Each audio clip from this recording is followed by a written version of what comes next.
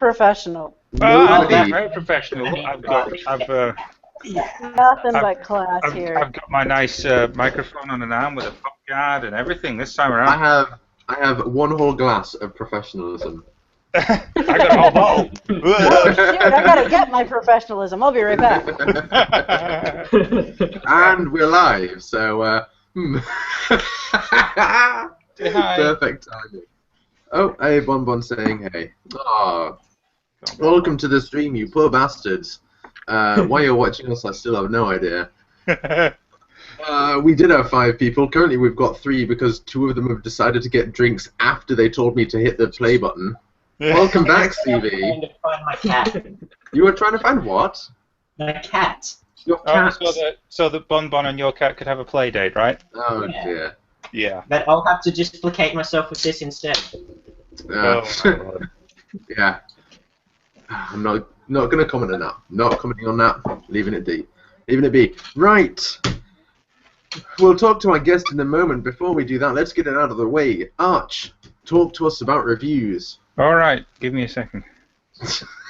I still can't find that. Christ almighty. We're so professional. So professional. So professional. I have a pop guard. That's how Oh. I am. The most emotional. Oh my god. Okay, that's the wrong blog. Did you just pull up Paul's reviews? Is that what you pulled up? They're probably better than Well, we can talk about those as well.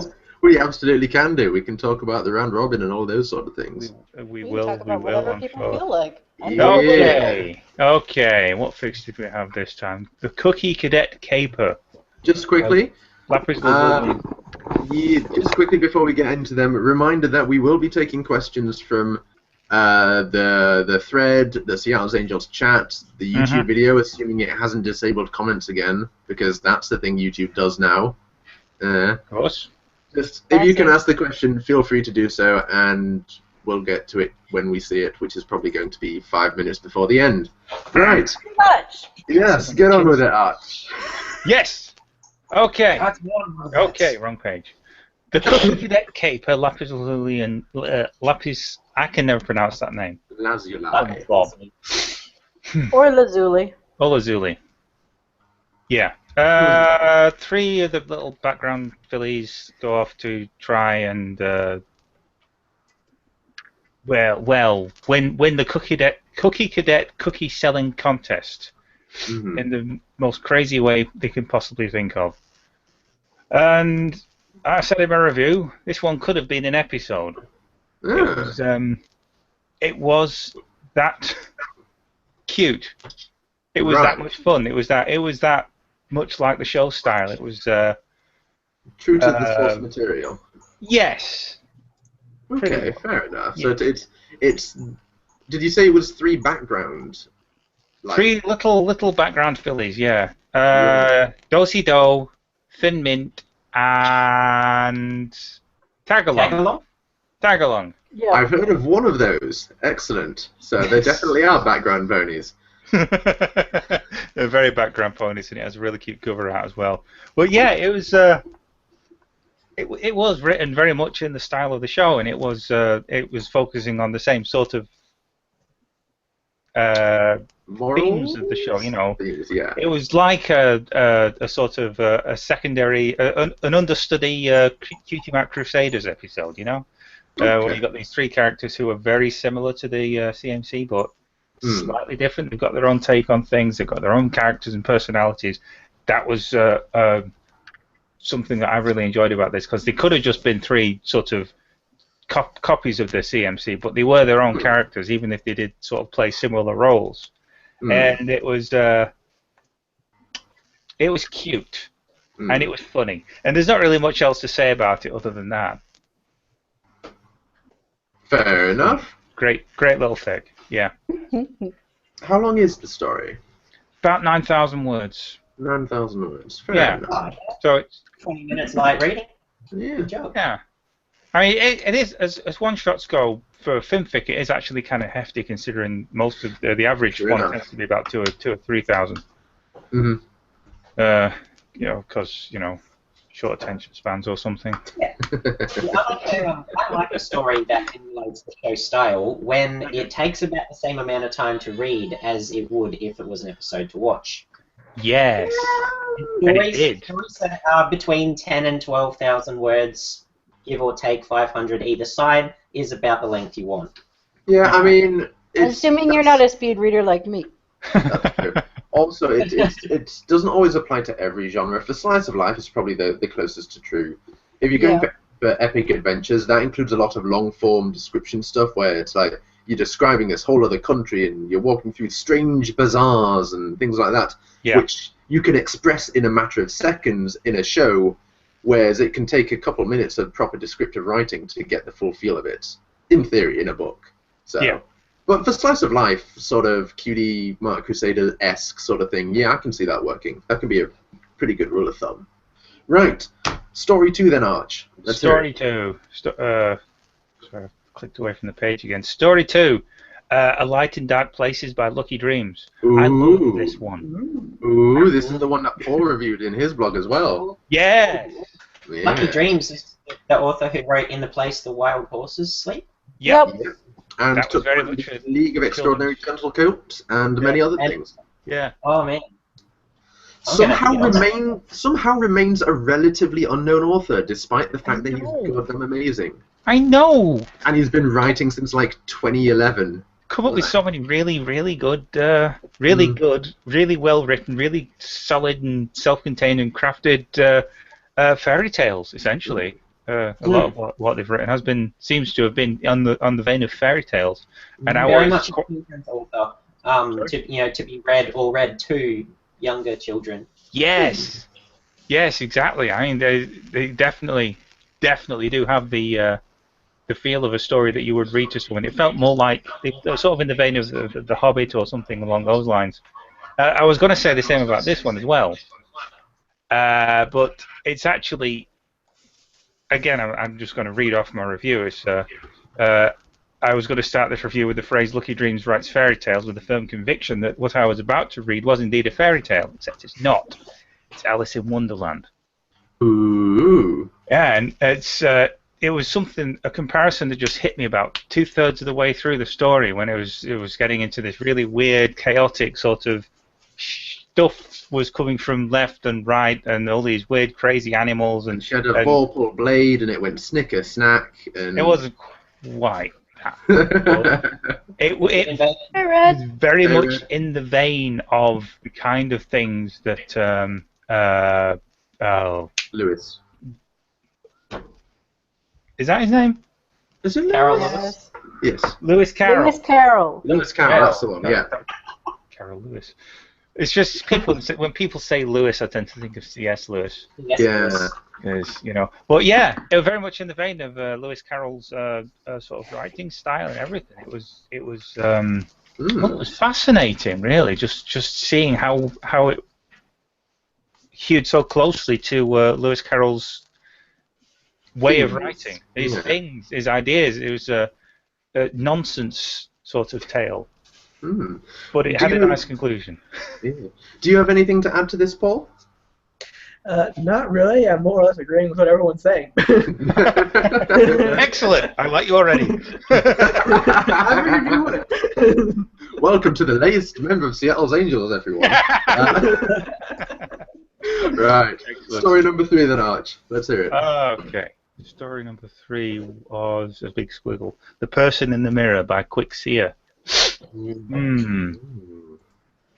Sounds serious. Yes, this one was after the previous one. This one's kind of I don't really. I wouldn't call it a downer because it's actually got a very uplifting ending. It's just Would you call it melancholy?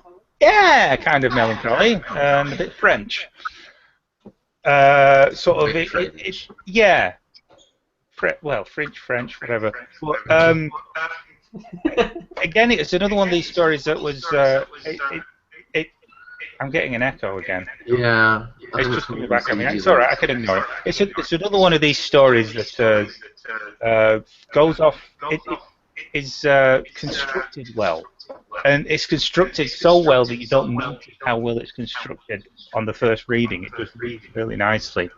And it's only when I'd finished reading it and sort of went back and thought about it again that I realised that I don't know if this was a conscious choice on the part of the author or not, but the way that they divided it up and had the various parts bouncing backwards and forwards and referring to themes that pushed through the entire story, that they had written it in the form of a symphony. Okay. Yeah, it was a really weird sort of feeling when I noticed that. I mean, it's not a perfect scheme for it because a symphony is generally something that appears in 4 parts and sometimes has an introduction. This thing splits roughly into 4 parts and an introduction and a little bit. But you can kind of glue that little bit onto one of the other parts. So you've got what was it I decided it had? Well, it had a nice slow, sort of a slow opening. Shoot, I wrote this down somewhere. Yeah, well, it doesn't matter. It was in 4 parts. It had the nice sort of a slow opening, a more upbeat sort of second part where it was reflecting more back on the past, and then it took a turn down again as it moved back into examining how Octavia had come to where she was in more detail and how she'd tried to resolve some of these issues that she was facing. And then the final part, which was a nice sort of triumphant ending piece, it just ugh. I'm losing my words now. It just felt really good to read it with that idea in mind because it just reads so nicely like that. It's really creative, and if the author didn't intend that, then I'm reading a lot into it. But I like to think they did because they are a good writer, and it is as they originally set out to write a very emotive piece of fiction, and they succeeded in spades with that one. I mean, it does feel at the start, it feels kind of sad because you've got this character who is sort of lost and completely out of place and out of their world, but it has a very uplifting ending and a very emotive uplifting ending. It's just I liked it. Yeah.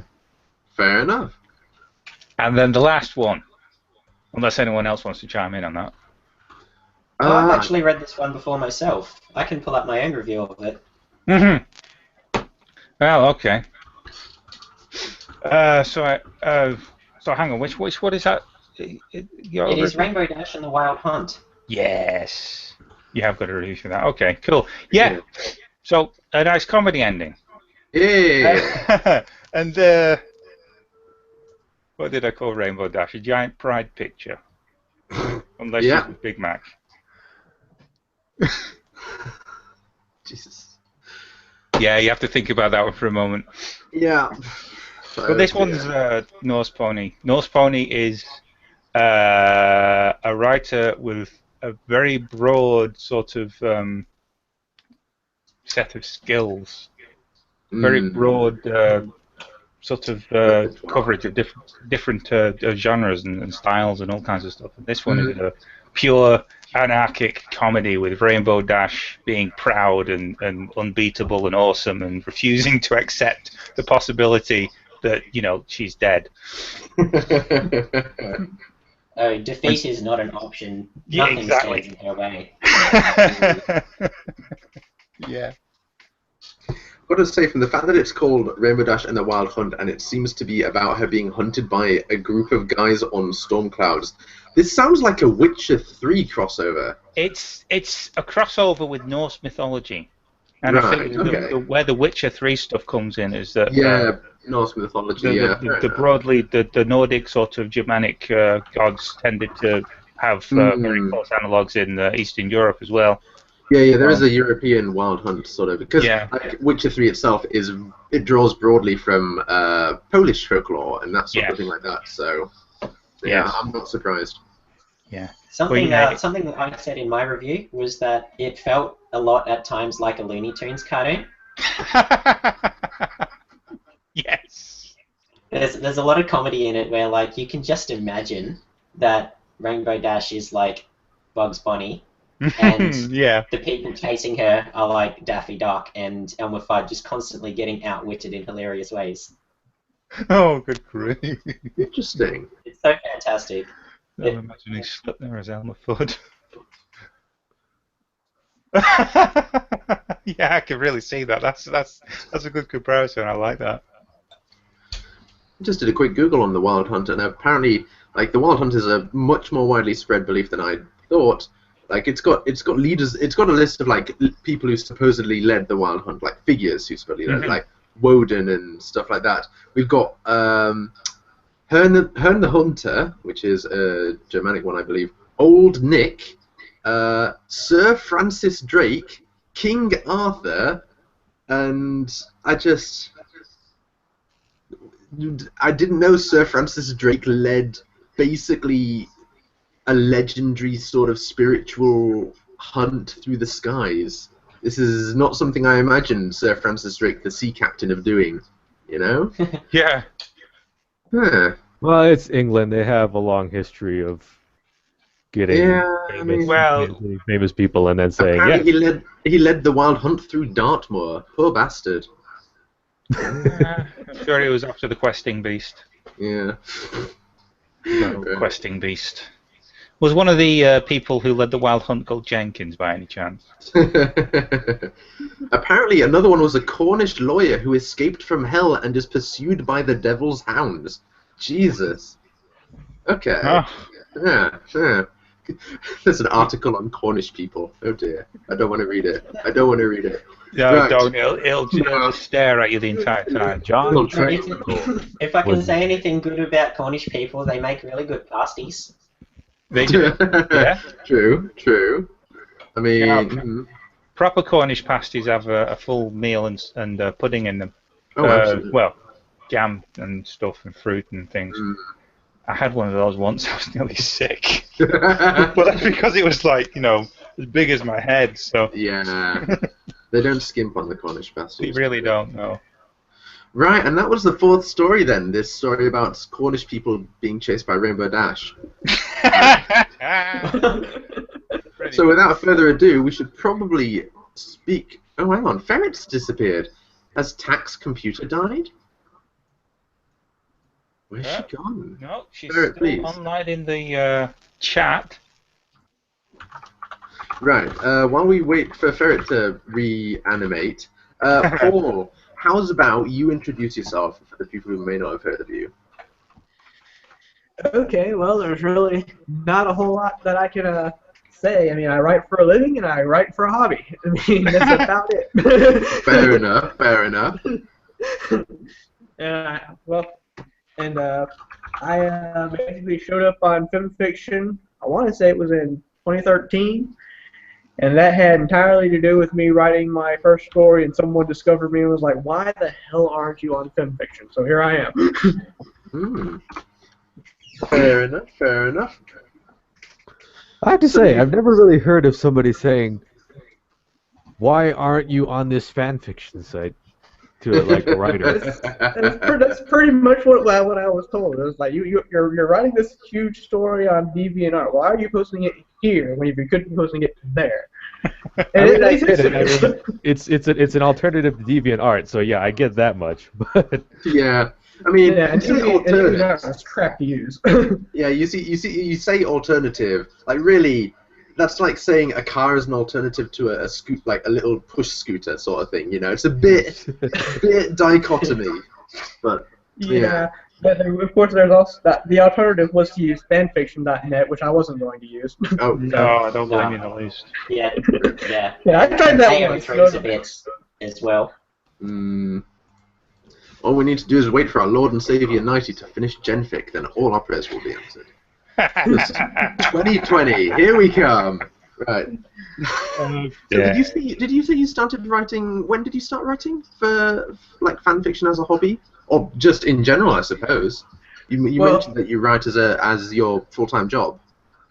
Yeah, well, I like to say that my first time writing was back whenever I was like 8 years old, and my Mom had this fancy typewriter that could save 100 characters before it actually typed anything. Ooh.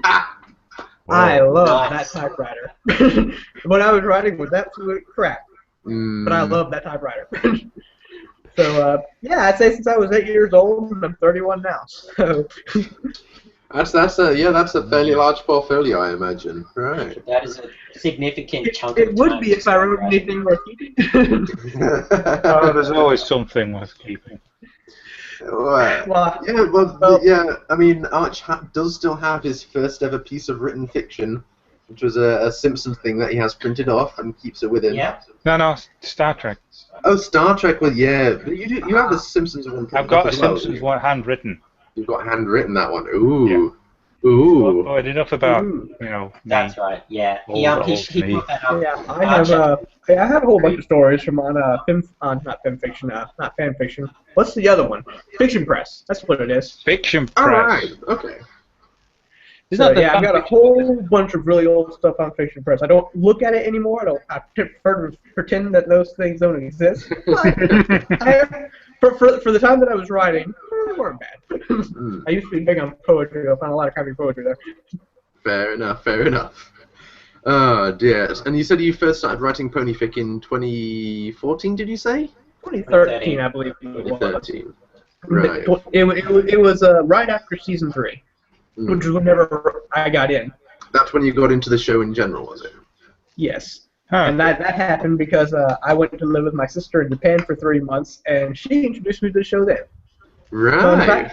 Fun fact, she is not a brony by any stretch of the imagination. She just happened to like the show and thought that I might like it. She had no idea when she was starting. So we know who to blame then. Yes. We know exactly. Who to thank. Yeah. Oh, dearie me. So 2013, so that's... Well, I suppose that's not actually relatively late anymore. We've got people coming into the fandom in Season 4, Season 5 onwards, so I don't know. I know. Well, crazy Making globs. us feel old, Making us feel old, yeah. Dude, fucking February 2011 was when I got in. Like, oh no. Oh no. This is what? 5 years? 5 full years of horse. What was 5 that? years What under was the that mask, song man. that everybody loved, the good old days, and now those really are the good old days. I mean, nearly a quarter of my life. Jesus fuck. See, now you're making me feel old, man. How do you think I bloody feel? Oh my god. How long have you been living with Simpsons fanfiction, Arch? Simpsons fan fiction. Oh Ooh. god, what century is it? Oh my god. Oh, when did I first get my internet? Sometime in the mid-90s or late 90s, I think. Yeah, so that's at least half your life, isn't it? My wife still writes it occasionally. Oh wow, I'm impressed. Oh. On fanfic.net. No, you won't touch that with a 10 Thank God. yard badge bow. So where does she write it then? What's the alternative? Oh, she just writes it, posts it Alright. to a few of our friends, and yeah. Fair enough. That's what happens when fandoms get old. Yes, and also I've been on FimFiction for more than 4 years, so my life is flashing before my eyes, and it is very, very dull. Right. So. So your bad's from Chicken Run then. Jesus Christ. Right, so Paul, what was... You mentioned how you really don't want to think about your WordPress days and that sort of thing. What was your first foray into, like, film fiction, fan fiction, like pony fiction, and are you still willing to look at it without just sort of cringing at it, or... My first My Little Pony story would be the No Heroes series, that massive 4-book series. It's like, I want to say 340,000 words if you count all 4 books together. And actually, I still love that story. Absolutely love it. So you had a blast writing that thing, did you? Hmm? So you really enjoyed writing it for them. That's Oh yeah, I absolutely loved writing it. That was the story that got me back into fan fiction. I really got my writing career back in line, because I hadn't been writing hardly anything at all for like 5 years at that point. Wow. So all of a sudden I discovered My Little Pony, and boom, I'm back into what I'm doing, and I actually love what I'm writing. So there you go. Yeah. Well, it's a fun world to write in, really, isn't it? It's got a lot of potential. Well, I have the fan fiction curse. Any story that I read, any movie that I watch, there's something going on in my head. I come up with ideas all the time. The problem is recognizing what's crap and what's not. And I, like for the longest time, like whenever I first got into fan fiction, I have no idea how old I was, but the median was extremely young, and therefore everything I read was absolute crap. And even at my young age, I knew it was crap. So I abandoned fan fiction very quickly after realizing that, and I stayed away from it completely until I got back into it with My Little Pony. So. I don't entirely blame you there. I mean, fanfiction.net is kind of like the reason why fanfiction.net, at least part of it, is because it has no filtration when things get posted and very little moderation once things do. So yeah, the quality of writing isn't the highest. Well, it's not. It wasn't just that. I mean, whenever I first started looking at fanfiction was before fanfiction.net even existed. I can imagine, yeah. You found a kindred spirit in Arch here, so. Yeah, I remember when it first came on the scene as well. I was like, oh, this will be great. Oh my god. But it's definitely a fun world to get into, and for once I actually had ideas that weren't absolute crap whenever I applied them to the world in general. So. Excellent. Well, it's having seen a lot of your writing myself, I am unsure, honestly, what you would call crap, or what ideas you would consider crap, and considering what you've actually put on the site that's good, I'm sort of scared to think of what you consider as bad, because your bad would probably still be a lot better than what many other people think is good. To be perfectly honest, I agree with you. I think oh dear. my opinions are a little bit higher. So what would you say was the most enjoyable thing for you to write on your end then? The most enjoyable thing? Ooh, that's a tough one. I'd have to look through all of my stories to kind of think on it. 3 dozen of them or something like that. I will say that the story that I consider to be my current masterpiece, let me preface that, current masterpiece, just in case, would be a Twilight's Inferno, which most people he went there. don't look at. You have known I was going to pick that one. That's my favorite one that's my favorite overall that I've written, but I've had a lot of fun with a lot of them. Gentle Knight's Audience of One would be a very close second. Okay. Audience of One is also a very, very good teen-rated story. It's really, it plays the shipping angle in a very slow-burning, rewarding, long process, and it really gets into the head of the two main characters, and it pays very close attention to all of their insecurities, and there's a lot of what does she think of me, and then the other one is thinking at the same time, what does she think of me, and they do take a fair while to sort of come to a similar conclusion and act on things, but then there's this whole other plot going on between them both that is influenced by outer things, and the whole thing's just a massive slow burn. It's full of details, great character interactions, and it's been a while since I read it, so I can't say too much more about it without wrecking my brains very heavily. But it's definitely a very worthwhile read, and I've said this on stream before, I'm not a very huge fan of same-sex pairings, but this story makes it into my exceptions list just because of how well the writing between them actually is. CV accepts cash or check. So, just throwing that out there.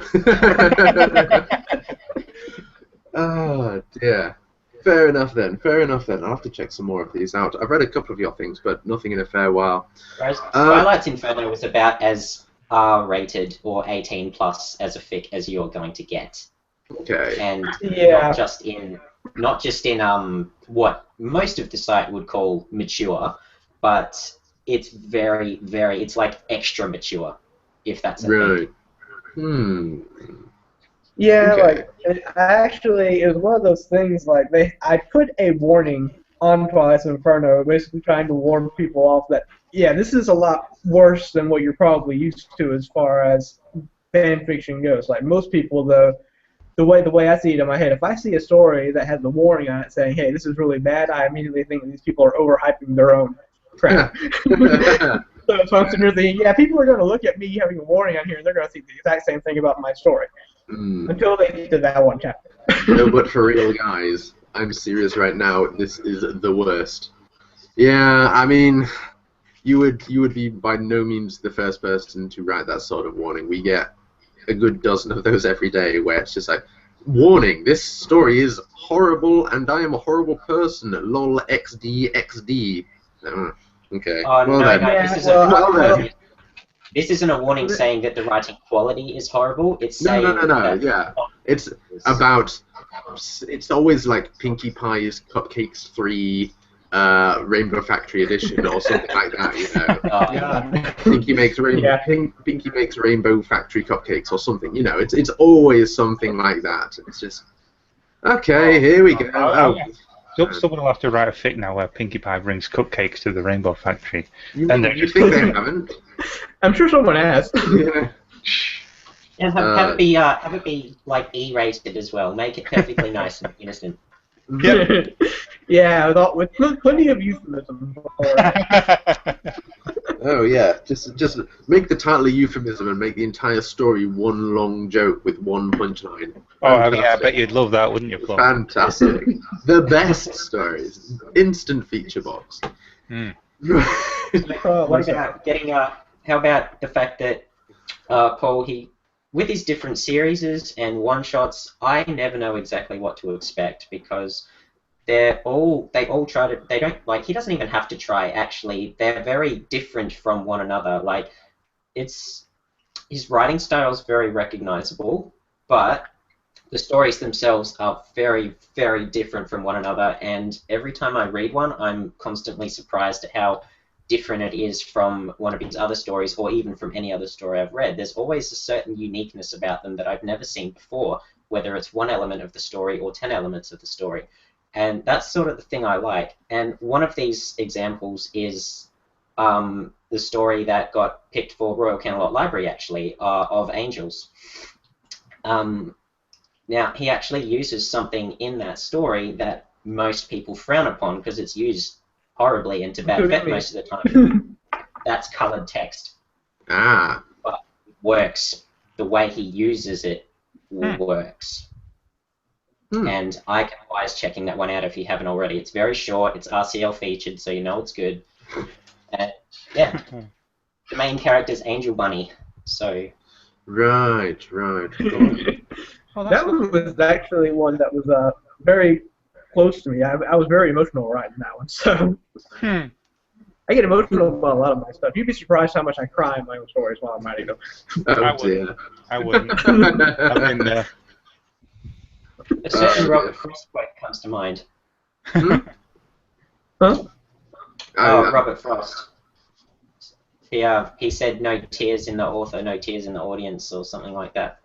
I agree with him. It means if you don't feel emotion for your own characters, how can anyone else? Yeah. Well, it can be said that I love my characters, which is why I felt so bad for when I was doing Twilight and Inferno. well, mostly bad. I loved writing it, but I felt bad for what I was doing to her. Yeah, it didn't stop me from writing. I felt bad for you feeling bad for them. Yeah. That's how deep that went. I felt bad for you. Right. So let's do something a bit different. Ferret normally spends roughly an hour of the show just sort of basically being the Inquisition and just sort of tearing your mind apart to try and figure out what makes you tick. Let's take it a different way. I want to know what, at the moment, is a story that you would recommend people check out, Paul. What story, A, is currently ongoing that you're quite liking, and B, is completed that you would recommend? Okay, if it was completed, there are two stories that I could pick out. Obviously, obviously, the General Knight's Audience of One would be a primary one. I think it's one of my better stories by far. I really like Trixie versus Equestria. It's one of my older stories, but I still think it's one of my better ones. It does have a few things messed up, mainly because I started it off thinking it was going to be one thing, and then by, I think, chapter 4, I went complete 180 and didn't change my mind, and it took me a while to recover from that. But the story itself ended up being what I think one of my better ones. So those are two of them: Trixie versus Equestria and the Gentle Knights Audience of One. Not to be confused with the Gentle Knights, which is kind of so-so. Which is why I have the second one. As far as ongoing, well, I've got 3 of them. The Silence I would not recommend right now for people who aren't interested in horror in general. So we'll cast that one aside. No Heroes is more or less a mini story. So I'm not so sure about that one either. Mm-hmm. But really, like the problem with answering this question is that all 3 of my current stories are kind sequels to other stories. niche Or ones. Phantoms. What was that? I said that a lot. Yeah, I think I just cut you off. I was sort of finishing your sentence, but you were saying that the thing with your current ongoing stories are that they're part of their own other separate expanded universe, or sequels of other stories that already exist. So it's kind of hard for you to recommend any of them without having read the first ones. The Silence is not part of anything else. It's entirely its own concealed story, but at the same time, you have to be into horror and you have to be into pain. I mean, you have think of Silent Hill and you have the Silence. I mean, but the other 2, yes, they are part of larger universes. No Heroes Beyond the Everfree is the first sequel to my massive No Heroes stories, and if you don't know the characters, you might get lost. So there's that. And Order of Shadows is the prequel to Trixie vs. Equestria, and you don't have to read Trixie vs. Equestria or Twilight's Inferno to really jump into that one, because it's an entirely separate story that just builds upon what's there and what the others are doing. But at the same time, it's huge. I mean, I fully expect it to be over 400,000 words by the time I'm done with it. Okay. So yeah, they're not easy to jump into, any of them.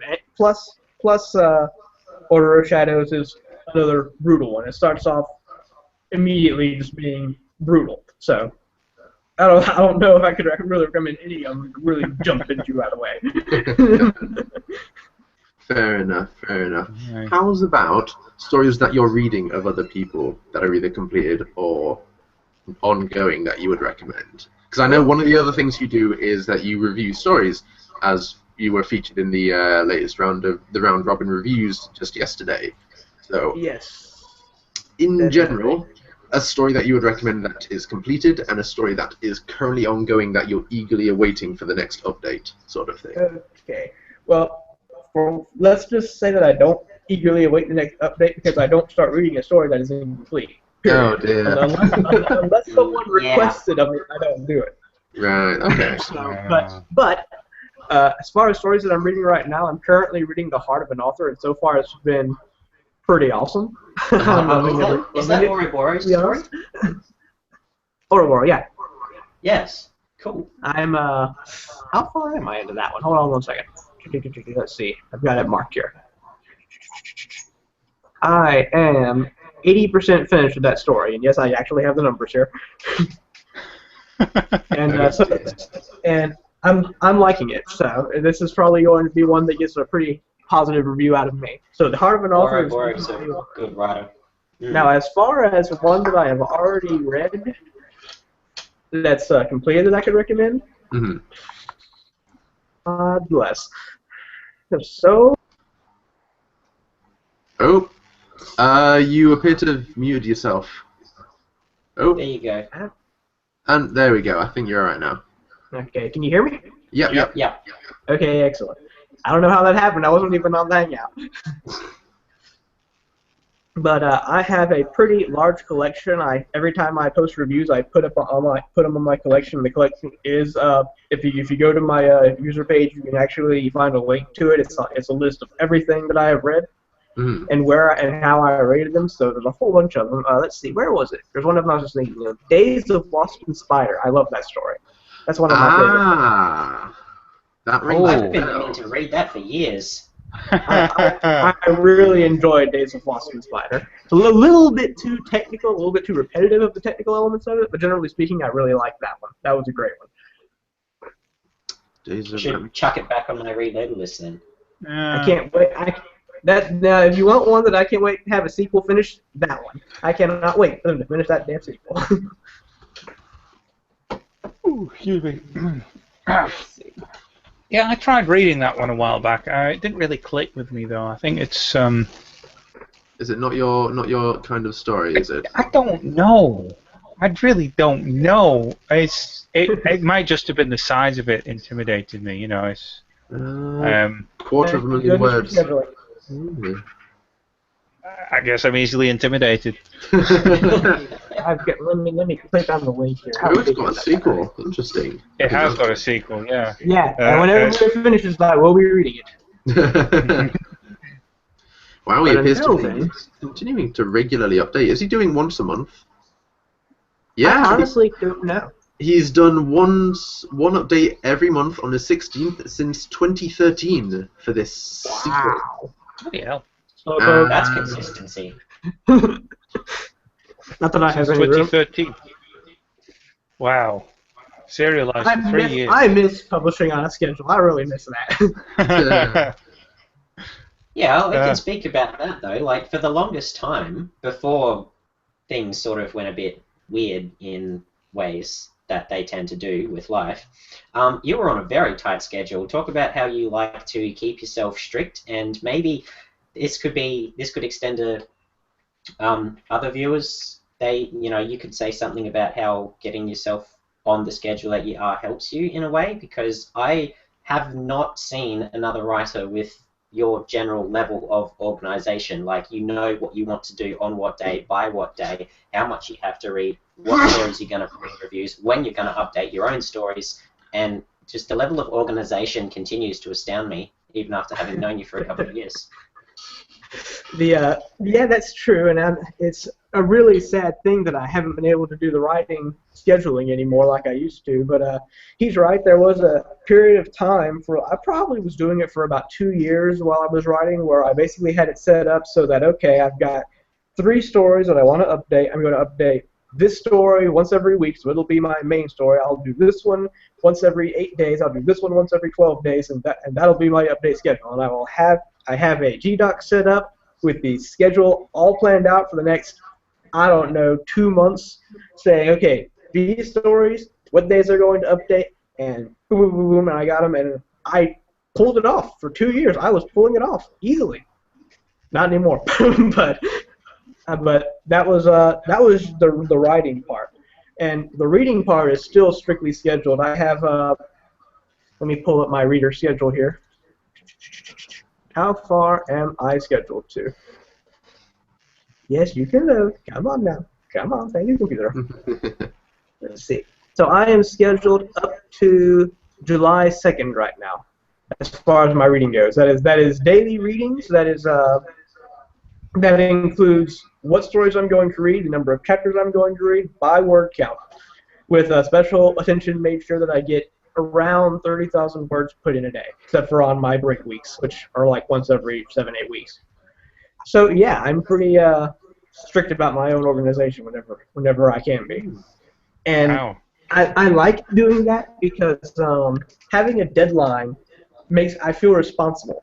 It makes me feel like I need to get this done, and so I do, because I have my head hardwired that I hate being late. I don't like being late. Thank my 5th grade teacher for that one. So yeah, highly organized in everything that I do. It even extends beyond the hobby, but I won't go into that right now. But yeah, I like to have everything nice and neat and knowing what's coming. So. Fair enough, fair enough. It's the sort of thing that your readers really appreciate too, because, I mean, not only do you, for the longest time, did keep a very organized list of what you were going to do when and where, but if any problems arose and you threw a sort of spanner into your works where something was going to be delayed by a couple of days, bam, you're on it, like, blog, sorry guys, couple of days wait extra. Like, there was never any real sort of, oh, you're late, you said you'd have it by this day, because you'd always give some kind of warning if you knew you were going to be late. Just straight on it. And that's the sort of thing that, I mean, I don't do it myself. I wish I did it, and I sort of wish that a lot of other writers did it as well, because there's nothing worse for a writer, or nothing better, depending on your point of view, than getting constantly harassed to update a story. Depends on who's doing the harassing, really. Well, my general way of looking at things, like, this is a hobby, and I really like what I do, but I also kind of look at the readers, I'd almost say like clients, or I expect them to have expectations of me, and I intend to meet those expectations. I have expectations of the people I'm reading, so why shouldn't I expect them to have expectations of me? So, and a lot of people, most people hear that, and their immediate response is, dude, don't treat it like a job. But this is a job I love, so it doesn't matter. I mean, yeah, like, in general, it's perfectly fine to, like, expect that you're being expected of, you know, to understand that your readers are going to expect a certain amount of something from you. How much you how much you're willing to devote to meet those expectations is entirely up to the author themselves. Like, you obviously want to meet those expectations because, you know, you don't want to let someone down. However, it's equally true that if you shouldn't push yourself in such a way that it's going to end up negatively affecting your life in order to meet those expectations, you know? Like, yeah, there were times whenever it did, and I eventually came to realize that, and I toned it down a bit. But I still kept my schedules going and everything. I just was more cautious about how I did the schedules. Like for example, I mentioned I have break weeks now, where there are periods where I'll cut down how much I read by half, and I won't publish any reviews for that week. Well, that's to maintain my own sanity. Yeah, true enough. We should consider adopting them every now and again. I don't know. You might not be too late. Yeah, true enough. Oh my lord. Finfic isn't allowed to take a break week, so I'm not allowed to take one either. You look like you could use a break there, Plum. Yeah, life. Yeah. Just these other guys to take care of it for you. They won't mess everything up royally, right? Oh my god, I'm gonna come back and find out that every single like human in Equestria story has been deleted from the site permanently. Like, oh god. I mean, I know I'm kind of involved in one of those, but I wouldn't complain. I only wrote one. It's not my favorite thing. You'd be willing to make that sacrifice. Yes. Oh, no. That one that you wrote also got nominated for RCL, so it can't have been that bad. Huh? No, actually, I really like that one too. I really did. And we're talking about frequency, by the way. Frequency. Which it was actually one of my more controversial ones, mostly because a lot of people were pissed off by the ending. Oh, I gotta see this. I was just reading of Angels actually, and Oh, wondered why you were so quiet. Oh, yeah. Oh, yes, frequency, yes. Oh, the ending. Oh, yeah. Oh, yeah. Oh, Yeah, I love how I showed up. I don't know. Yeah, you know, it's just one of those stories that just kept getting, you know, positive ratings, and then the ending coming is just like negative rating down bomb. I was like, oh, he's done something bad, or has he? Yeah. And they're just overreacting to it. Yeah.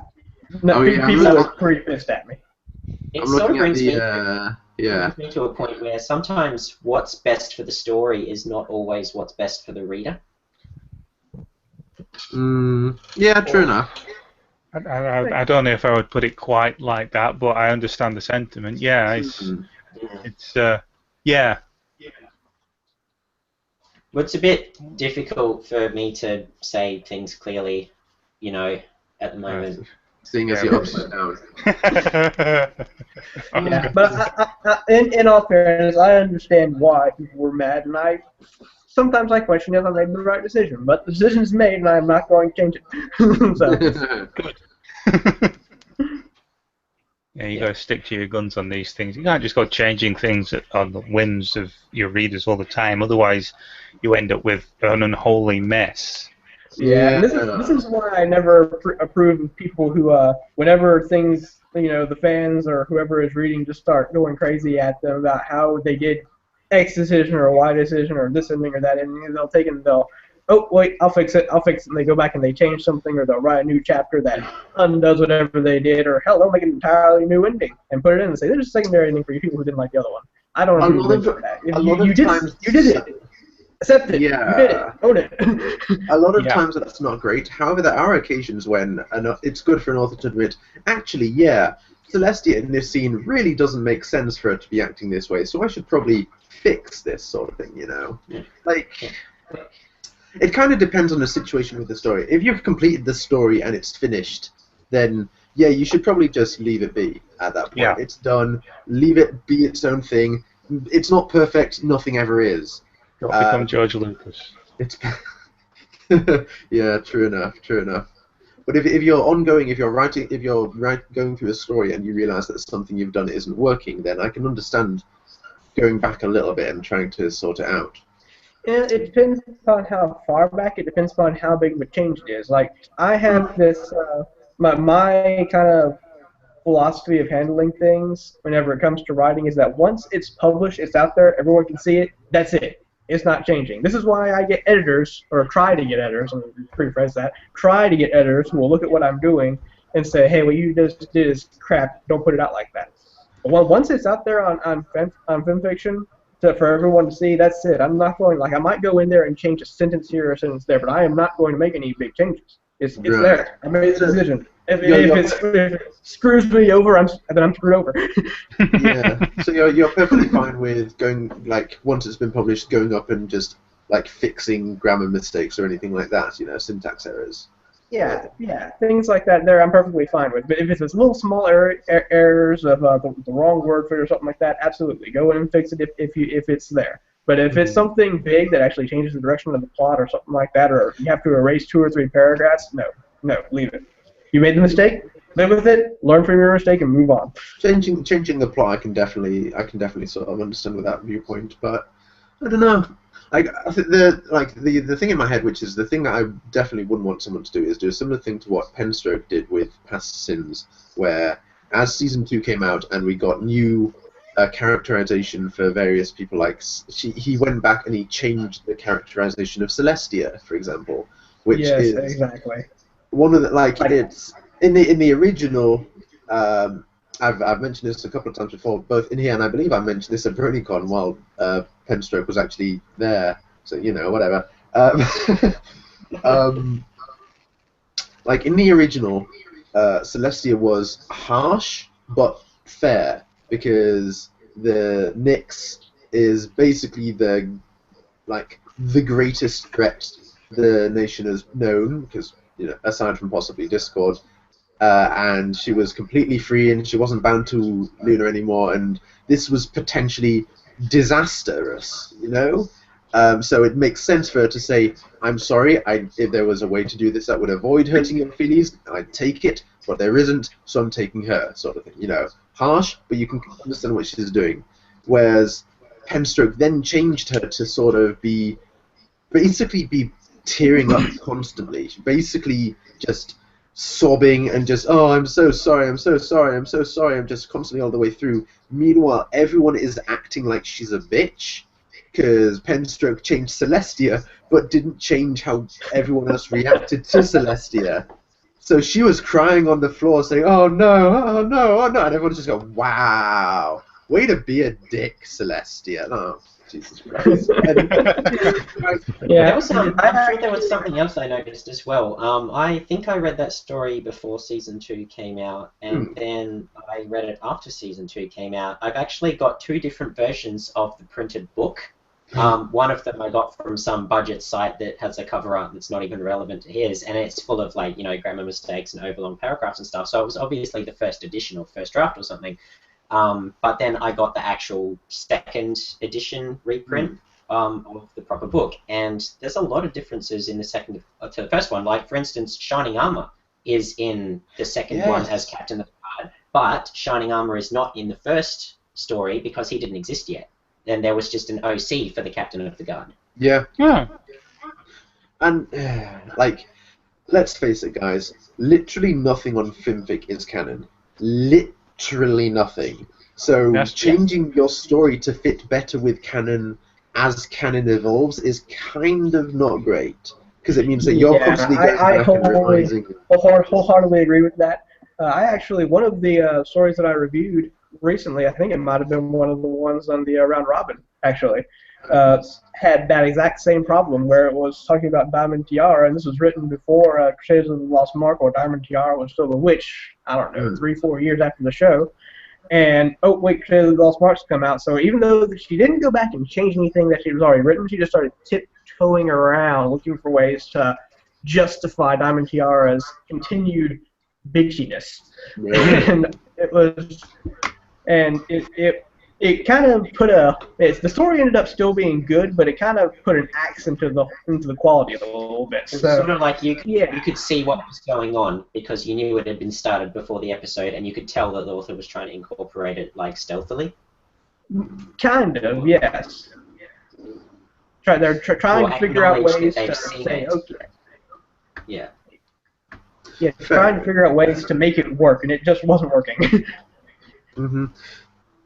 Oh dear, that is an issue with a sadly fairly large amount of stories, considering how uncommon I used to think it was. But no, I've seen a whole bunch of. It tends to be more of an issue with fics that are being serialized and written on the go.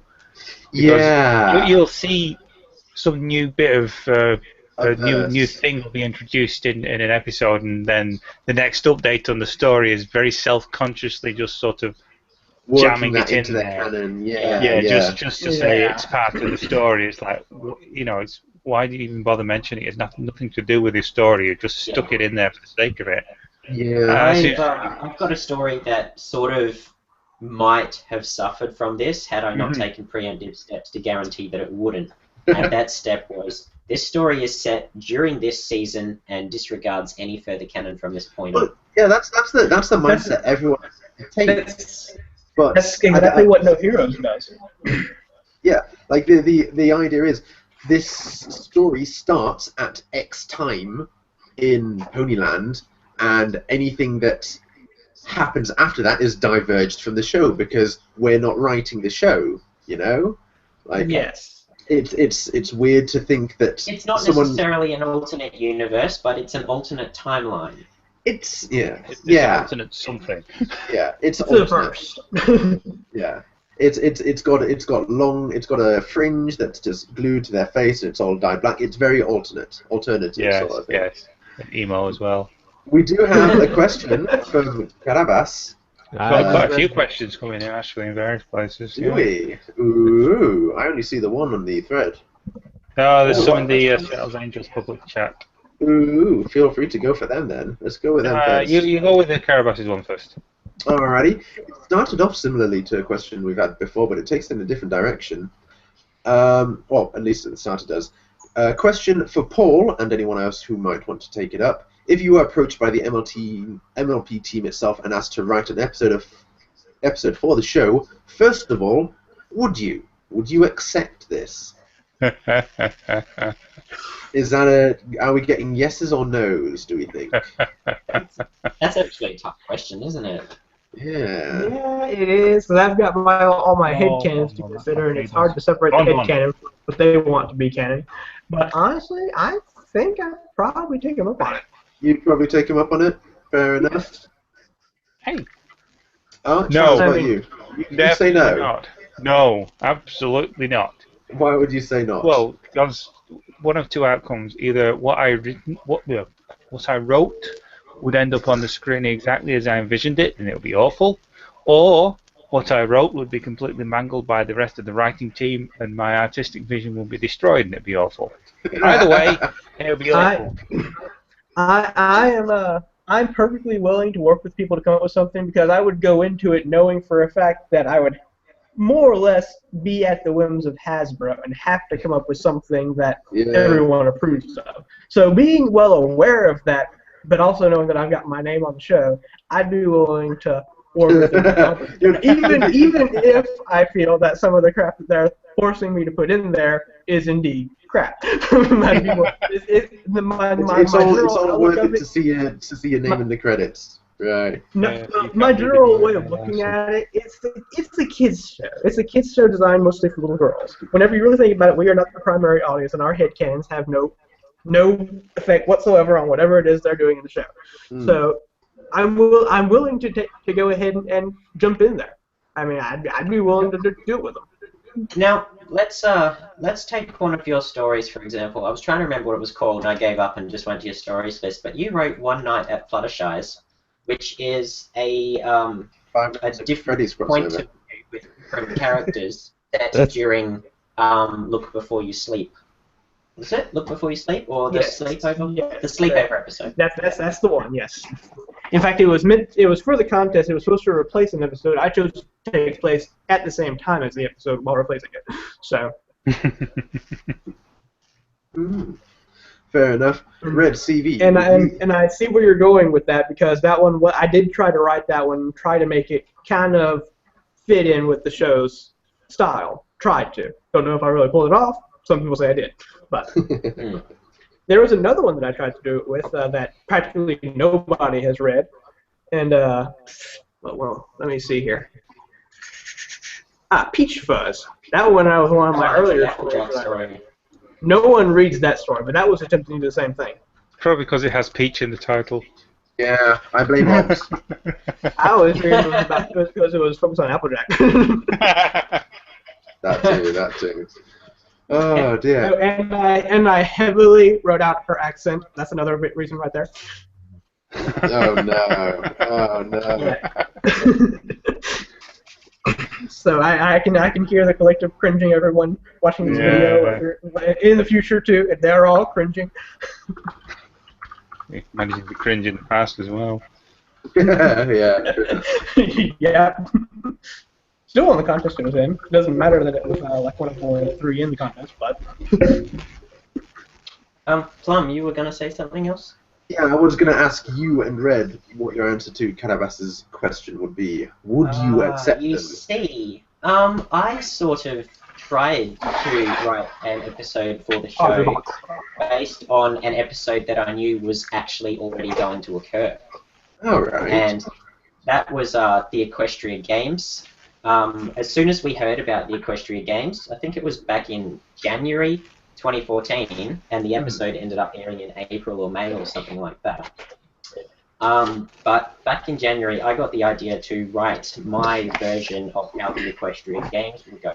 And for all intents and purposes, I like the fact that I put in all the main 6 as actually being useful and not just forced in for the sake of selling toys and keeping up appearances. I also had a main plot, I had a subplot, I had things going on that connected the two, and the characters who were in the main plot, the characters who were in the subplot, and also the competitors. So it was all sort of connected in that.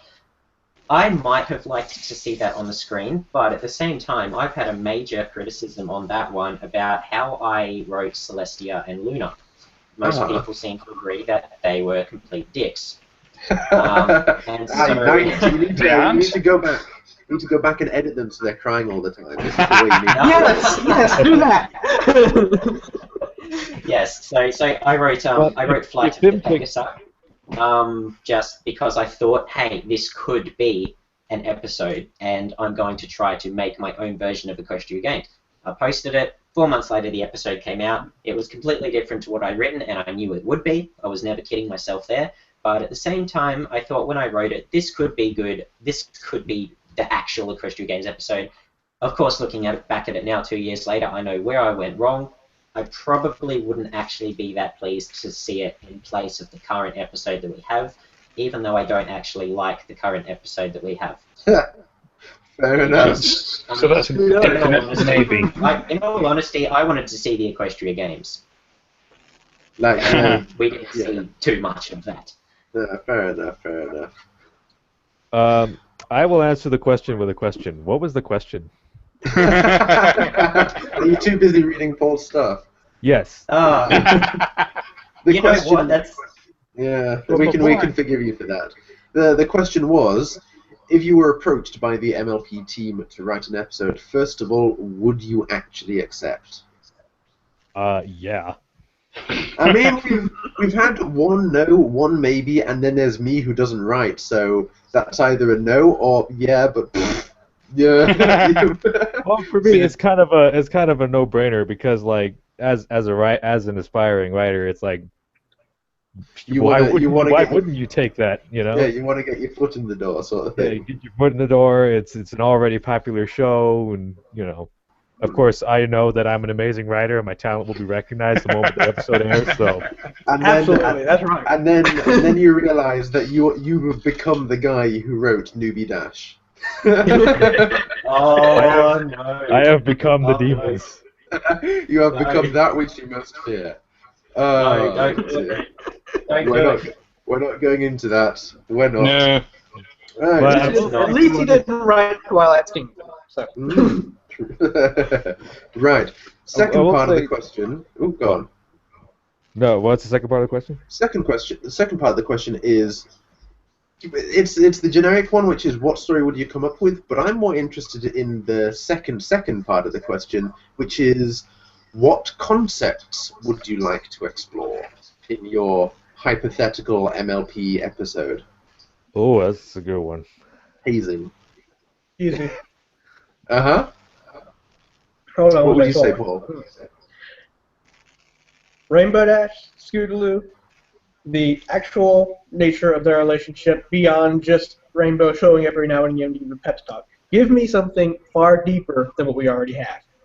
So an actual episode dedicated to Scootaloo, Rainbow Dash, sisterly bonding sort of thing. Yeah, it would do a couple of things. For one, it might finally establish things about Scootaloo that everyone has always asked. It would also piss off the fandom because it establishes those facts. Yeah. And I would be more than happy to piss off the fandom by establishing. You'd be the guy who gives Scootaloo's parents. Yeah. And the other thing that it would do is it would actually give Rainbow an actual feel-good, strong episode, which he has not had since Sonic Rainbow. Yeah. Wow. You can make arguments that that's not it. I remember Faust said that like they didn't make Rainbow Dash her actual sister because her personality wouldn't have made her a great sister. But I would have liked to have seen a sister that wasn't that great a sister personally. Like, Yeah. I mean, arguably, both Rarity and Applejack have suffered from similar problems. Rarity, in particular, where Yeah. she and Sweetie Belle disagree on most things, But they at the end of the day, like we had the entire episode, what was it, Sisterhood Social, which was all about the fact that their personalities are pretty different, and yet at the end of the day, they're still sisters and they still want to help each other out, sort of thing. Applejack and Applewood have had their episodes. In fact, they had more than one, I think. Yeah. So I could definitely go for some Scootaloo, Heck, Rainbow Dash sisters Even stuff. even Applewood and Big Mac have a proper bonding episode. So why the They heck do. don't Rainbow and Scootaloo have one yet? True. This is true. this is true. So yeah, give me something that'll tell us a little bit more about them, that'll actually establish their relationship with a bit more solid ground, and will actually give Rainbow a feel-good episode that isn't shit. It's worth noting that Scootaloo's it's pretty solid yeah. ground by now. it's worth noting that Calabas was asking. This is specifically in reference to the episode that you would have to write. So it's not only something that you'd want to see, but it's something that you'd want to write for them, sort of thing. Just to clarify that, yeah. That would be it. Fantastic. Red CV. Let's say one of you. No, didn't I already mention? I've already Pretty done much. that, and I sort of Yeah. I'd already written my attempt at a show. Oh yeah, true enough. Is that what you would want though? Is that what you would? You said that you weren't sure if you wanted that over the current Equestria Games one. Well, I'm probably I'm going to be vain enough here and say I would probably rather the episode I wrote be the one that is instead of the one we have. But at the same time, given the amount of criticisms I've had about how I treated Celestia and Luna, I wouldn't want that to be my legacy. Right. Fair enough. What sort of Well, concept? if you're in one, you're probably going to get more than one. Yeah. Okay. So your legacy is not over, man. You've got all sorts of crappy episodes to write. Yeah.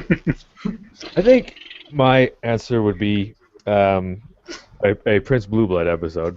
Ooh. Ooh, okay. Yeah, I remember already. Yeah, and it would kind of it would explore that concept of how do you be friends with that guy that nobody else wants to be friends with? Would it be Yeah. the main six trying to befriend him, or would it be more focused around his side of everything? Or Starlight Glimmer, trying to befriend Blue Blood. that would be interesting. Well, she No, would Paul, just don't be- get ideas. Don't As do it. a You've got lesbian enough on your assigned to plate. her by Twilight. Oh dear.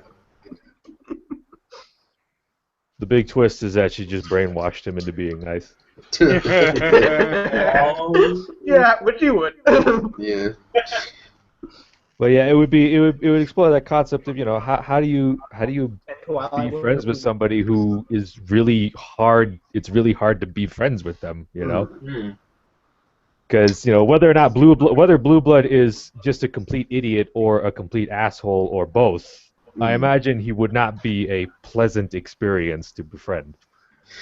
True. This is true. So basically, you want to be the guy who writes the best night ever, the episode. Actually, that would be great. I'd have no problems with the best night ever being an episode. That'd be fantastic. Partly Wouldn't because then we'd have like a 3-part movie that ended up being the Platinum Crown. Yeah, like, earlier in the series, it might have been okay to write something like that, but I think people might get sick of the time travel thing now, considering we've had a few episodes that already deal with it. I suppose, yeah. That's all right. Just travel back in time to a point where they're not sick of it. Boom, done. Arch knows what's up. Yeah. Yeah, so did you decide what sort of concepts you'd want to explore in your episode CV? I mean, I honestly just want a Celestia and Luna episode, one that focuses on them, but I mean, I'm just echoing most of the fandom here. Really, something about their young life. It gives us, or I would maybe I would World write building, yeah. something. Yeah, I would probably give them, or want to write something. There's a problem that Twilight has. She can't find any solution to her problem in any book. None of her friends seem to be able to help her. And the only way to figure out her problem is to actually ask Celestia about it, and Celestia can tell her how she dealt with that problem when she was much younger, because it's something that hasn't come up for a very, very long time. That's not necessarily an evil, over-the-top villain with magical powers who can kill everything, but just something very circumstantial. Like, I don't know, say a giant meteor is going to hit or something, and it hasn't happened for a very long time, and Celestia can say, well, look, here's how I stopped it. And it has to be done with when they were kids or foals or something I would like think it would that. be something smaller.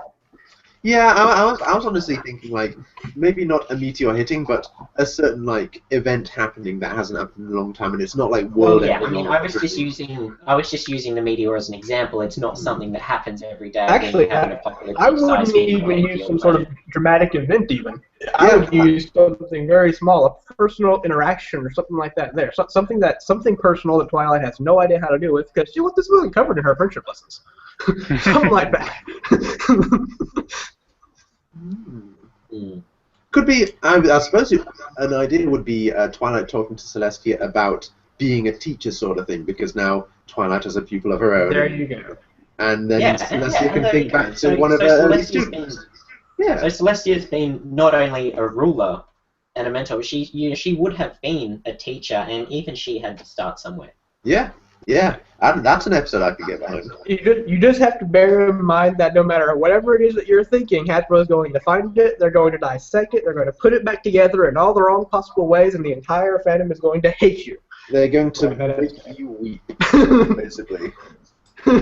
Yeah, I've actually sat in a room where M.A. Larson was available over Skype because we didn't have enough money to get him to Australia. Yeah. But we listened to him, and he said that Magical Mystery Cure could have been completely different if they'd accepted his original idea. Interesting. Yeah, I've seen stuff about that before as well. Some of the ideas he was talking about were edging into kind of dark in a lot of ways. Yeah. They're very cool as well. Yeah, well, Well, I thought the season 5 finale was Kind of very commit dark. suicide. I think we've got plenty of dark so far. Yeah. Season 5 finale was very dark. You look at the Crystal War, and you look at the Chrysalis universe in particular, I found that Yeah, one I the love darkest that. of all. Heck, the opener was dark. The season 5 opener was dark. Literally. Yeah, true enough. Literally. True enough. Yeah. I mean, hell, season 4 finisher was pretty dark. Like, was season 4 finisher Tyrek? Yeah, yeah. Like, he sucked the souls out of the majority of the country. Yeah. That's pretty dark. I took it as meaning that maybe not your souls, but he literally takes away your purpose in life. That's pretty Yeah. dark. Yes. Either way, Your ability Either way, it's to pretty damn perform dark. your Yeah, yeah, yeah. I mean, Well, you know, taking away whenever Starlight took away their cutie marks was not kind of like the same thing. Taking Yeah. away their because look at how they reacted to it. yeah, yeah. Like, no. when you get down to it, a lot of stuff that's happened in the show is actually fairly dark. Like in season 3, you had the capital city being invaded by an army of fucking shape-changing insectoids. That does not sound like a show for little girls. No, Yeah. it And doesn't.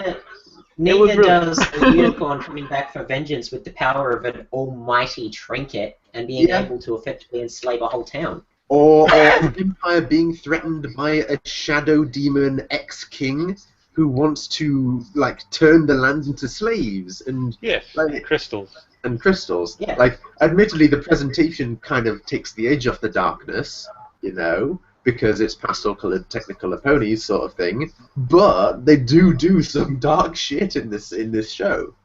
Yeah, they Well, do. let's take and The go test back of all the way to the very first season. Twilight got turned into stone by a cockatrice for probably a whole night. What the hell was going through her mind that entire time? Yeah. Actually, and if Fluttershy didn't have the stare, is there, would Twilight have ever been able to become unpetrified? Is there a spell or a potion that they could have made to do it, or would it be particularly dependent on the cockatrice being defeated? Well, that's a bad end. Would they have had, if Fluttershy didn't have her stare powers, That's would a super they bad have had end. to slay the cockatrice to save Twilight? I remember something. Fallout Equestria did something related to that, where someone got frozen by a cockatrice, and the cockatrice died, and they couldn't undo the freezing, sort of thing. So they were literally trapped as a stone forever. But are they conscious inside the stone? Yeah. Or not? Yeah. That's the dark part. Yeah, but this is part of the reason why I enjoy so much fan fiction for this world, because on the surface, yeah, this is Technicolor ponies eating cupcakes and going to galas and all this fluffy shit, and right beneath that is insect armies, shadow demon kings, a demon sucking out your soul and or purpose in life from you, all this stuff, and the fan fiction. You can basically take this and run with it in almost any direction, This is And actually why I also got- hate destroys the world. Hate and bad feelings destroy the world. that is literally the reason that I started writing fan fiction for the show.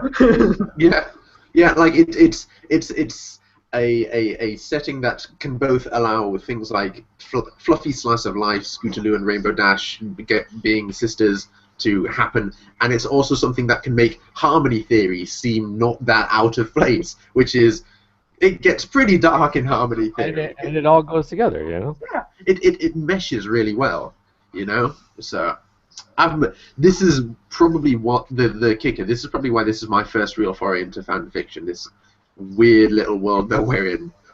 Oh my god! Because I remember one of the first stories that I ever read. It's so versatile, hey. Yeah, it's incredibly versatile. And one of the first fanfictions I ever read that really opened my eyes to this sort of thing was Skirts' End of Ponies. Rest in peace. So, that wasn't the first story I read at all, but it was at least the first 10, I think, among the first 10 stories I ever read, so I don't know. I think going back to how the universe can be fluffy and dark at the same time, depending how you look at it and what happens in it. The first fic I ever read was Upheaval Breaking Point. Ooh, yeah, So that has a mix of it's mostly very dark soulsy and sort of, oh, there's a big threat coming, we need to stop it, and only these outcast ponies can stop it. But at the same time, it still has its it has its spots of lightheartedness that remind you that yes, it is actually still My Little Pony, and yes, there is still joy to be found in this otherwise dark story. That's one hell of a first fic to read. That was my first fic, and that was my intro. That was a hell of an intro. Like the entire premise of my first story, No Heroes, whenever I started writing it, I wrote it on the basis that I was looking at this show, and it's so bright and cheery, everything is sunshine and rainbows, and everything's happy, and I did not believe it. Conspiracy. Right, So I came up with, so I pretty much on my own came up with this headcanon that Celestia was basically pushing all of the black evil stuff under a rug so that nobody could see it and everything looked happy. But now Luna's back. Luna knows the crap that's out there and she's going to do something about it. So I kind of had this disharmony between the two of them, where Celestia is making sure everything looks nice and pretty, and Luna's out kicking ass. Well, I mean, like, yeah, when I first watched the first episode of the show, you know, even back then I could sort of tell that this was not your average everyday little girls universe, because even in the very intro, you know, we get sibling rivalry, we get world-ending disasters, we get like ancient mythical artifacts of power, and we got like, you know, this fantastic story of a demigod who wanted to destroy the world because people wouldn't appreciate them. And you know, in context, it's a lot less spectacular. But taken in the context of, you know, how What could be MLP is sort of going where angels fear to tread, you know, as far as little girl shows go, you know, it strikes a chord. It struck a chord with me. I think the interesting thing is the reason why this meshes so well is you can see that there are these epic things going on and these dark things going on, and it's kind of blunted through the lens of a children's TV show, which is where fanfiction takes up the slack, because it pulls away that sort of lens and just lets you see the dark shit, you know? Yeah. And it's really interesting in that sort of way. Yeah. in some cases really dark shit. Oh yeah, sometimes it's really dark shit. Sometimes it's not really, it's dark enough that it kind of strays from the sort of feeling that the original show has. But there is a place where it's too dark. Yeah. And it's There- no longer recognizable as MLP. Because by the same token, MLP also it balances out, you know, the darkness with, you know, Lighthearted moments. ponies literally have the ability to turn love into a laser beam and shoot it at people. So Yeah. you know, Or we get a giant shield. or a giant shield. So it's not all bad. Yeah, they do have some advantages. This is true. But yeah. Back quickly to Harabus's question. Although I would never ever write a story for the show because Because you just don't write, period. too busy working on much more important things, obviously. Of course. Just look at what we're doing. I'm just going to reinforce my love for everything world building E. Anything that features the ponies interacting with a group who are not ponies would be fantastic. We had a bit of that with the Griffinstone episode, and that episode was really, really fun. Although the one with the yaks could have been better. Yeah, Yeah. the acts could have been better. Yeah. I did like the very brief glimpse we got at Yakistan. That looked really cool. With its Did we like get giant like their front door? And that was Yeah, it? we had a giant door with some like totems and a glimpse over the top of it, and then we got a quick glimpse through the door, I think, before Pinkie Pie turned around and went home. In the space of an afternoon. Yeah. More like in the space of a minute. Yeah. You Wow. know, this is why the map of Equestria, the official map of Equestria, says not to scale. Yeah. I mean, Yeah. This is why I don't use the map of Equestria. Yeah, I've always ignored that thing as well. Just use the map that they created. That one guy created for that one story, which got written about halfway through, and then he decided to rewrite it. Listener with his Myths and half. Birthrights? Hmm? Was it Myth- Myths and Birthrights? No, No. one entirely. It's Equestria and Beyond by Listener. yes. That's That's the HLISNER. one. It's Yeah. a There was another story that had a really For a map. couple of It was, years, that Age of Wings and Steel had a good map. yeah. Yes, that did as well. That was really good. Yes. Very good story. I was gonna say that for a couple of years, their Listener's story became like the Half-Life 3 of the Pony fandom. Pretty much, yeah. Like, yeah, he kept on coming out with these really interesting peripheral things. Like the map itself has been updated like 8 times now, and there was a wiki for it. Despite There's it an interactive, zoomable version of it as well. yeah, Zoom and right in. it's just like there are all these really cool things set in this universe, and the story has yet to come out, despite it having been 4 years since he first started talking about it. I honestly, Plum, I think it's dead. Yeah, I mean, Yeah. it's either dead or it's stuck in dev hell. Like Someday. yeah, I thought I Just thought hope like it doesn't turn out like map Duke creator, and I Nukem haven't used it. I need to do that thing for Equestria. Makes a fantastic banner for groups, though. That's yeah. Yeah, especially groups involved in world building. Yes, an alliance of sorts, one might mention. Yeah. An entente, one might say. I see. No, the alliance and the entente can never be together. Splitters! Oh dear. So yeah, that's what I'd. What themes or concepts would you want the show to explore then, Arch? Donkeys! Donkeys, of course. Aside from donkeys, what concept? The mere concept of donkeys. Lots of ass That's all kissing. you need. Lots and lots of ass kissing. Ass kissing, yes. Donkeys and ass kicking together. Okay. Oh, I don't know. Honestly, I think I'd want something more with Twilight's parents. Alright. I think it'd be a good thing to cover. You know, because they're there and they've only just had a speaking part after what this is 4 seasons? 4 seasons? However long it's been since they first appeared. Yeah. I want to know more about their life. You know, are they rich? Are they poor? I mean, we've seen glimpses of Twilight's house, haven't we, in Canterlot? Did we? I think. Yes. Only in the I comics. don't know. Oh, was it only in the comics? Yes. Yes. In season 1, whenever they were discussing how they got the tree much, we saw Twilight's room at the very least. Yeah. Yeah, we did see that. Well, I was going to mention something. I want something where Twilight does something Alicorn related. So far, we've only had the one Tyrek episode where she's done something directly related to the fact that she's an Alicorn. Yeah. Basically, every other episode she's been in, she could have done it as a unicorn. Like, I have no problem with the fact that she's an bearing Alicorn. in mind that she's supposedly more powerful than all the other Alicorns and Discord put together. So, Yeah. Yeah. Like, I mean, like, And then one I'm season perfectly fine with the fact that she. What was that, sorry, Red? I said, and then one season later, we're introduced to a unicorn who knows more magic than her. yeah. Well, now you see that's a funny thing. Not And this is more why magic. I'm Just not worried about Kenneth being canon. She's just a very quick study. magic. Yeah, that's what I was joking about. But anyway, like, we've had the one episode where she did things Alicorn related, and I have no problems with her being an Alicorn. I just want her to do something related to it. Like, the last time we had it was, what, the end of Season 4, and now we're in Season 6? Yeah. And it's just, I don't know. I do like the fact that she's taken up a sort of matriarchal position. I think that's a nice sort of evolution of character from where she What went. if we And get an episode Yeah, I where agree with someone steals her wings and then then says they're going to keep them forever? And then she No, doesn't change. actually, I think it'd be better if we lost her horn because she's used to that. Ooh, that would be interesting. Pegasus Twilight, huh? Yeah.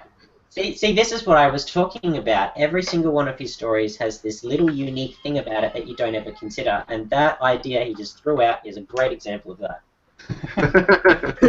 Thank you, I try. Do it. I want to see a fic about Pegasus Twilight now. Oh man. I'll put it on my list. It's a big list. Yep. Twilight wakes up one morning, she hasn't got a horn, and she has to find out what happened to it. I'd be really okay with it because it would. That'd be a hell of a lot story. better than Octavia waking up with a horn and wings. Yeah. I've read a story called Rainbow's Horn, where she's experimenting with Twilight or being like a practice dummy or something like that. And Twilight casts a spell on Rainbow, and Rainbow gets her wings replaced with a horn, and then she has to deal with being a unicorn instead of a Pegasus. The story could be written better, but it was an interesting enough concept that got my attention.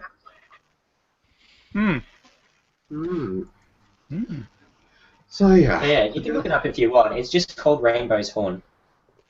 Don't steal Hasbro. None of our ideas. Well, actually, do steal Hasbro. Steal all of the ideas we have said today. Yeah. Write them. Make Put them in the them. show. Yes, I don't have time to write them. Steal them.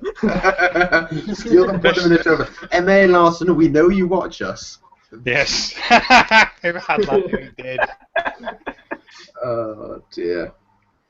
Okay, Rainbow's War. Going into my RIL. I'll read it sometime in about 2 or 3 years. Yeah, your book's up until July for the moment, so... Oh, dear. We No, don't that's know that he's just the actually stuff that I actually had scheduled to read. The actual list of stuff that I need to read is way longer than that. How long of a read it later list are we talking? Now, hold on here. Let me get got my reading schedule on my regular schedule. The read it later, I've got 100. I think I got a year's worth of stories set up in the actual schedule, but I have on my actual RIL 416 stories are on my RIL right now. That's going to keep on growing because I'm only reading roughly one a week. I'm gonna say I was expecting more stories when you read it later. Like I barely read at all, and I've still got 200 odd on there. So I don't know. Like I'm pretty steadily got like 10. Yeah, true, building, that's- but I'm kind of being more picky about what I pick. So Right. I do have my incomplete series, which is basically a bookshelf of all the stories that I will not read until they're finished. And I'm grant that probably about half of them never will be, but they're there too. So. Do we have any other questions in the Seattle's Angels chat? The Seattle Angels chat is currently discussing Polygon, so maybe not. I thought Polygon, there is were that a some dead questions parrot? That was hilarious. Yes. Jesus Christ. Well, you mentioned seeing ones earlier, Arch, which was kind of why I I'm wanted to... looking for them now, and it's like... This is why I wanted to go through them before we did the ones in the thread, because the ones in the thread are I'm easy to really find. not sure that they're actually questions. I think there's... Yeah, but... Yeah, I don't want to mention that thing about Magello. Oh, no. I'm not going to mention the thing by you, Magello. Why would we want to mention Magello? He's such a pleb. I'll be back in a minute, guys. Hey. We should probably cut this off sometime soon, as we're around the 90-minute mark, so we may I I have will to- say one last kind of thing. Go read of Angels right the hell now because it's a great story. You read Thank this during the stream. Yes, Right, I read so it during quiet. the stream. And no, I don't know if this counts as spoilers, but when you get to the end of Frequency, make sure you're listening to No Time for Caution from the Interstellar soundtrack. Ooh, I like that track. Ooh. Jesus Christ. So this Great is soundtrack to read anything climactic to. So yeah, I imagine. So is this the first time we've actually had a review done that was read during the podcast itself? I think it might be. Oh my god. Oh my god. Thank you. It's a short story. Jesus Christ. There's something Ob's asked. I don't know if it was specifically a question for us, but let's see if I can find it. Obs is talking about Polygon and also his album which he released with Arcanum, apparently. I don't even want to ask at this point. Yeah, no, that wasn't a question. Meanwhile, at the same time, Bad Horse has just posted a blog saying why Starlight Glimmer must die. So I think we're going to end this stream and go read that.